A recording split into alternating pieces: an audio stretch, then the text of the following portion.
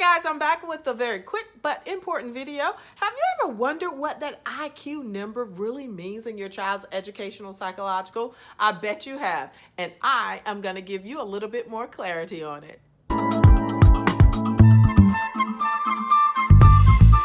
Welcome back to my channel. If you're new here, I am Cindy, the LD Educator and Coach. I am a special education teacher whose goal it is to share hope and to dispel myths about learning disabilities and people with learning disabilities. If you are new here, please do me a favor, consider subscribing and joining our tribe as we learn more about learning disabilities and how we can help those with learning disabilities to reach their full potential. So first, we have to start by defining what IQ is. IQ stands for Intelligence Quotient. And you can't talk about IQ without talking about intelligence, because that's exactly what it is. It's a score that determines how smart you are. Now, let me say this about IQ scores. I don't think they are the end-all, be-all. I think they are a good starting place, but our intelligence, in my opinion, cannot be summed up based on a couple of tests that you take. There are so many things that impacts how intelligent one is, and I don't believe that we will ever yield a true score that will measure how smart us wonderful humans are. But I do believe they are a good starting place. So let me help you to understand a little bit more about what that little score means in your child's educational psychological. This wonderful little thing right here is called a bell curve. All right. Now, you don't really need to know much more outside of that right now as it relates to that. But this 100 right here represents an average IQ. And there's often a deviation of 15 in either direction, in which most people fall between there. Now, as it relates to the eligibility team or your child's reevaluation team with how they interpret your scores, it looks something like this. If your child is at 130 or more, they are in the very superior range. Now, if they're right here at 120 up to 129, then they're at the superior range, and they are some really bright people. But only about 6.7% of people actually fall in this range. And we definitely can have children who have learning disabilities that fall into that range, okay? Now, it's not as often, but it definitely can happen. Next, from about 110 all the way up to 119, you will have a high average. And this is where you will probably start to see even more students who have like SLD or maybe ADHD or even, autism. A lot of those kids may fall in there because they can be very bright. I hate that sometimes where some people feel like special education is associated with someone lacking of intelligence, and that does not always have to be the case.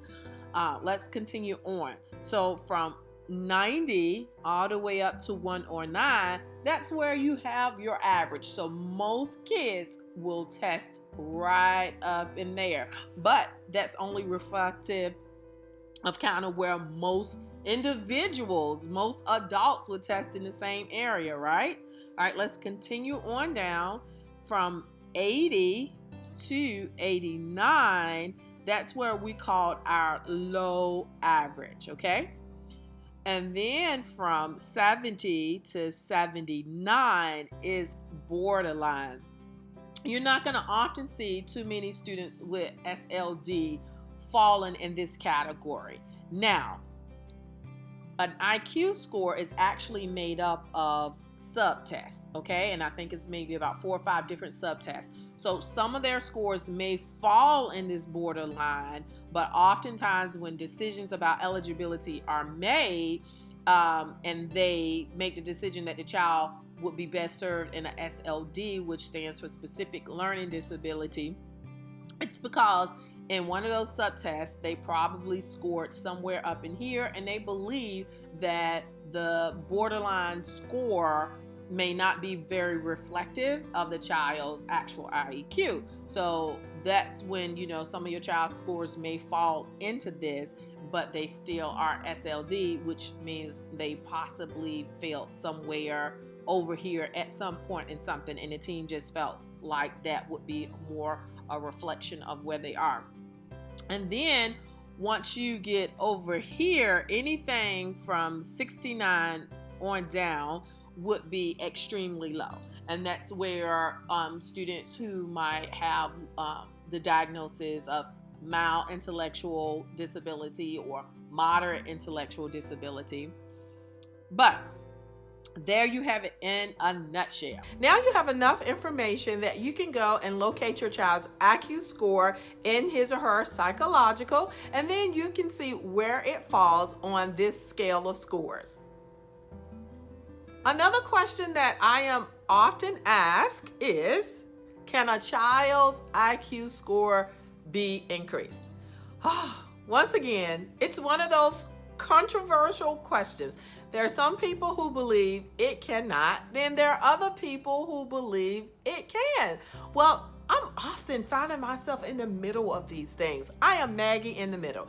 I do believe that IQ scores can increase. Now, do I believe someone from the low average can jump all the way up to the superior?